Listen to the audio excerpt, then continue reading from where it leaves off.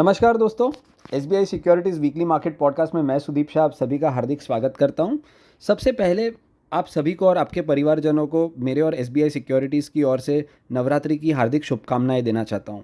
दोस्तों, आज के पॉडकास्ट में हम निफ्टी और बैंक निफ्टी के अगले सप्ताह के महत्वपूर्ण लेवल्स की चर्चा करेंगे और ग्लोबल मार्केट्स पर हमारा क्या व्यू है, हम इस पर भी बात करेंगे। एफआईआईज़ की पोजीशंस किस और इशारा कर रही है और साथ ही साथ आने वाले सप्ताह में हमारी नज़र कौन से सेक्टर्स पर होनी चाहिए और कौन से सेक्टर्स हमें अवॉइड करने चाहिए, हम इस पर भी बात करेंगे।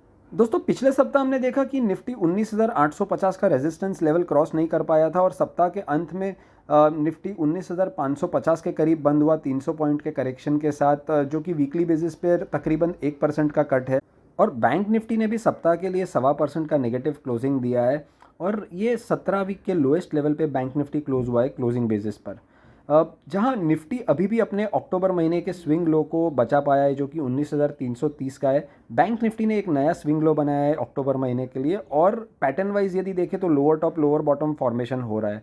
तो ये एक अंडर परफॉर्मेंस है निफ्टी के मुकाबले अगर हम देखें तो। और मिड कैप इंडेक्स की तरफ नज़र करें तो मिड कैप इंडेक्स ने भी सप्ताह के लिए एक तकरीबन 1.5% के कट के साथ क्लोजिंग दी है, पर स्मॉल कैप इंडेक्स ये सप्ताह के लिए फ्लैट क्लोजिंग देने में कामयाब रहा है। दोस्तों, ग्लोबल मार्केट्स की तरफ एक नज़र करें तो ग्लोबल मार्केट्स में पिछले पूरे सप्ताह सेलिंग प्रेशर देखा गया था और ये दो कारणों से हुआ है। पहला कारण ये है कि यूएस ट्रेजरी बॉन्ड यील्ड्स जो तकरीबन 4.9 से 5% के बीच में पहुंच गई थी और ये लेवल हमने आखिरी बार 2007 में देखा था। और ये इसी कारण हुआ क्योंकि फेड चेयरपर्सन जेरोम पॉवेल ने पिछले हफ्ते ये कहा था कि एक और इंटरेस्ट रेट हाइक आ सकता है और फेड अगले साल के अंत तक इंटरेस्ट रेट कट नहीं करेगा। तो इसी की वजह से इक्विटी मार्केट्स में प्रेशर बना। और दोस्तों, बढ़ते हुए बॉन्ड यील्ड्स हमेशा इक्विटी मार्केट्स के लिए नेगेटिव रहते हैं। और यदि हम S&P 500 को भी देखें तो ये इंडेक्स अब अपने 200 डीएमए के नीचे फिसल गया है और इंडेक्स में से 65% जो कंस्टिट्यूएंट्स है वो अपने 200 डीएमए के नीचे ट्रेड कर रहे हैं।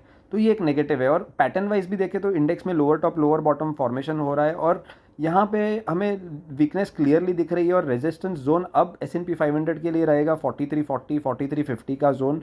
और सबसे महत्वपूर्ण सपोर्ट S&P 500 के लिए था 4240, जहाँ पे एक ट्रेंड लाइन सपोर्ट था और इंडेक्स ने शुक्रवार के सेशन में उसी के नीचे क्लोजिंग दी है। तो हमें लग रहा है आने वाले कुछ दिनों में ये वीकनेस कंटिन्यू हो सकती है और नेगेटिव ट्रेंड 4150 4170 जोन तक भी हम देख पाएंगे। तो दोस्तों, दूसरा कारण जो ग्लोबल मार्केट्स वीकनेस का है वो है ये जो मिडल ईस्ट में हम देख रहे हैं कि जियोपॉलिटिकल क्राइसिस बढ़ते ही जा रहा है इजराइल और हमास के बीच में। इसी के कारण हमने देखा है कि क्रूड ऑयल प्राइसेस में एक इजाफा हुआ है और अब क्रूड ऑयल $93 प्रति बैरल तक पहुंच गए और ये बड़ा नेगेटिव होता है भारत जैसी इकोनॉमीज के लिए, जो कि एक ऑयल इंपोर्ट डिपेंडेंट इकोनॉमी है। और ये क्राइसिस की वजह से दोस्तों हमने देखा है कि अब ग्लोबली इन्वेस्टर्स अपना फोकस शिफ्ट कर रहे हैं रिस्कियर असेट्स से सेफर असेट्स में। और इसका एक सीधा उदाहरण है गोल्ड प्राइसेस, जो कि पिछले सप्ताह में हमने देखा है कि काफ़ी उछाल आया है गोल्ड के भाव में और गोल्ड प्राइस अब $2000 प्रति आउंस तक पहुंच गया है। तो दोस्तों, ये Brent crude oil prices, dollar index, US 10 year treasury bond yields, ये बहुत महत्वपूर्ण मैक्रो इकोनॉमिक फैक्टर्स है और इन पे हमारी नज़र होनी चाहिए अगले सप्ताह के ट्रेंड के पर्सपेक्टिव से।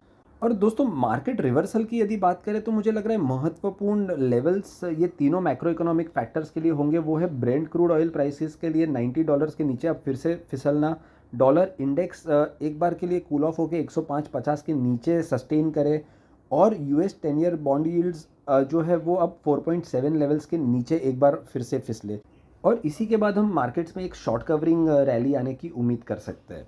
चलिए दोस्तों, इंडेक्स लेवल्स की बात करते हैं। निफ्टी के लिए महत्वपूर्ण रेजिस्टेंस लेवल आने वाले सप्ताह में जो है वो मुझे लग रहा है कि 19,650 से लेकर 19,680 का हो सकता है, जहां पे 20 दिन का एक्सपोनेंशियल मूविंग एवरेज है। और ये 19,680 के ऊपर यदि निफ्टी सस्टेन करता है तो एक शॉर्ट कवरिंग मूव 19,800 से लेकर 19,830 तक का आ सकता है। और मार्केट्स का शॉर्ट टर्म बायस तो फिलहाल नेगेटिव ही है, पर जो महत्वपूर्ण सपोर्ट जोन अब निफ्टी के लिए बन सकता है वो है 19,300 से लेकर 19,350 का, जहां पे 100 दिन का एक्सपोनेंशियल मूविंग एवरेज भी है। और वहीं पे जो 4 अक्टूबर को निफ्टी ने स्विंग लो बनाया था 19,330, ये भी वही जोन के अंदर है। तो आने वाले सेशंस में 19,300 अब एक महत्वपूर्ण सपोर्ट बन सकता है और यदि इंडेक्स इसके नीचे फिसल जाता है तो अगला लेवल जो इंडेक्स में हम देख सकते हैं वो होगा 19,000 से लेके 19,050 का। दोस्तों, एक और बार मैं आपसे कहना चाहूँगा कि मीडियम टर्म पर्सपेक्टिव से 19,830 से लेके 19,850 का जो जोन है ये बहुत महत्वपूर्ण रेजिस्टेंस जोन है और इंडेक्स में सेलिंग प्रेशर तब तक पाया जाएगा जब तक ये लेवल क्रॉस नहीं होता है। और एक बार ये लेवल क्रॉस हो गया तो इसके बाद आप निफ्टी में एक बढ़िया सी शॉर्ट कवरिंग भी देख पाएंगे 20,050 से लेके 20,100 के लेवल तक की। दोस्तों ऑप्शन चेन की तरफ अगर एक नज़र करें तो जो सबसे ज़्यादा एग्रेसिव पुट राइटिंग हो रही है वो अब हो रही है 19,400 और 19,500 के स्ट्राइक प्राइसेस पर, और कॉल राइटिंग हम देख पा रहे हैं 19,600 और 19,700 के स्ट्राइक प्राइस पर। तो इसी के कारण हमें लग रहा है कि एक्सपायरी वीक में जो रेंज बन के आ सकती है वो है 19,300 से लेके 19,680 तक की।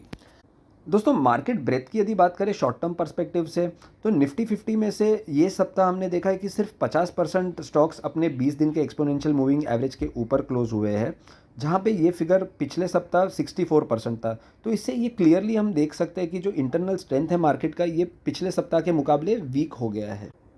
दोस्तों बैंक निफ्टी की यदि बात करें तो ये इंडेक्स में निफ्टी के मुकाबले ज़्यादा सेलिंग प्रेशर देखा गया है, और पिछले 15-20 सेशन से हमने देखा है कि बैंक निफ्टी अपना 20 दिन का जो एक्सपोनेंशियल मूविंग एवरेज है, जो 44,500-600 के आसपास था, उसको क्रॉस नहीं कर पा रहा था, और अब ये अपना जो सबसे महत्वपूर्ण सपोर्ट जोन है 43,600 43,700, ये उसी के करीब आके क्लोज हुआ है।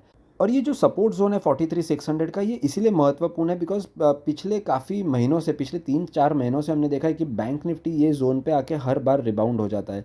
पर इस बार का जो सेटअप लग रहा है हमें मार्केट में, ओवरऑल स्टॉक्स को देख के, ओवरऑल जियोपॉलिटिकल क्राइसिस को लेके, ये सपोर्ट जोन टूट सकता है, और 43,550 43,600 के नीचे यदि बैंक निफ्टी फिसलता है तो अगला लेवल जो हम बैंक निफ्टी में देख पाएंगे वो है 43,100 43,150, जो कि 200 डीएमए जोन है।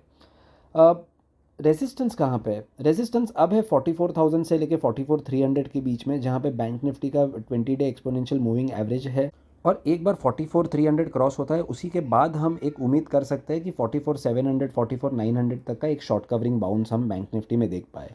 तो जैसे निफ्टी के लिए दोस्तों 19,830 850 का एक महत्वपूर्ण लेवल है, वैसे ही ये 44,300 बैंक निफ्टी के लिए महत्वपूर्ण रेजिस्टेंस है, जिसका क्रॉस होना ज़रूरी है एक शॉर्ट कवरिंग बाउंस के लिए।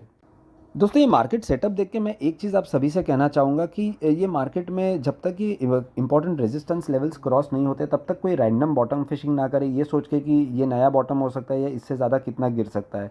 और जहाँ तक हो सकता है कि आप अपने लेवरेज पोजीशंस को कंट्रोल में रखें, और पोजीशंस जहाँ जहाँ हेजिंग पॉसिबल होती है वहाँ वहाँ अपनी पोजीशंस को हेज करके चले।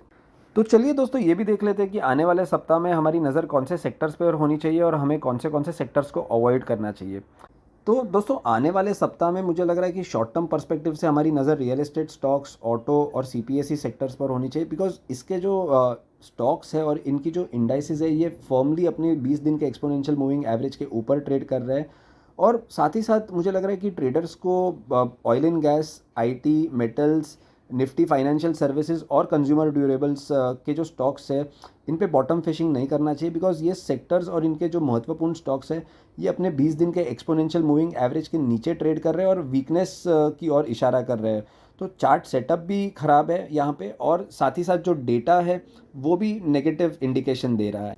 और निफ्टी के लार्ज कैप स्टॉक्स की यदि बात करें, Reliance, HDFC bank, ICICI bank, HUL और आईटीसी, ये सब एक नेगेटिव बेरिश बायस के साथ ट्रेड कर रहे हैं अपने महत्वपूर्ण सपोर्ट लेवल्स के नीचे, और ये आने वाले सेशंस में निफ्टी के ऊपर प्रेशर डाल सकते हैं। चलिए दोस्तों एफआईआई डेटा की बात कर लेते हैं। तो एफआईआई का जो लॉन्ग शॉर्ट रेशियो है इंडेक्स फ्यूचर्स को लेके, वो अब गिर के फिर से 25% के आसपास आ चुका है, और शुक्रवार के सेशन में हमने देखा है एफआईआई ने तकरीबन 6,500 इंडेक्स फ्यूचर्स की शॉर्ट पोजीशंस नहीं बनाई है। और दोस्तों पूरे महीने की अगर बात करें तो ये जो एफआईआई का लॉन्ग शॉर्ट रेशियो है ये 25 से 30% के बीच में रहा है, और ये क्या दर्शाता है कि एफआईआई की जो पूरे महीने में सारी इंडेक्स फ्यूचर्स की पोजीशंस है उसमें सिर्फ 25 से 30% पोजीशंस लॉन्ग रही है और बाकी की सारी शॉर्ट पोजीशंस है।